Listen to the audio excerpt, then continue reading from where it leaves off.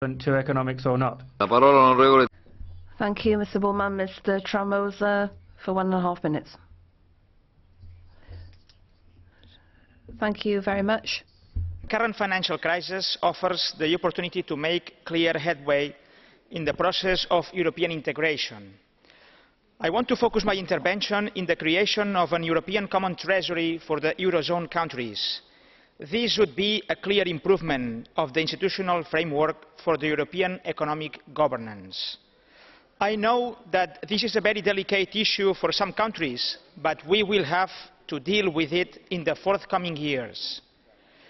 The European Treasury would improve the coordination of the stimulus policies implemented by Member States. The European Treasury would have also the possibility to issue Eurobonds to finance the construction of European infrastructures. The EU needs its own resources in the context of future diminishing budgets in the EU Member States. An European common treasury collecting some taxes at the European level would allow the reduction of national transfers to the EU. Dear colleagues, without a real autonomy in incomes, there won't be a real autonomy in expenditures. The creation of an European common treasury is a political decision. The sticking point in this discussion is the lack of political will. Or to be more precise, the lack of political will on the part of Germany. In the 90s, Germany had the political vision to push for the launching of the euro, despite the difficulties faced with its reunification process.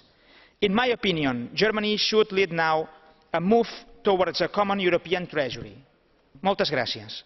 Grazie a lei, onorevole. Thank you.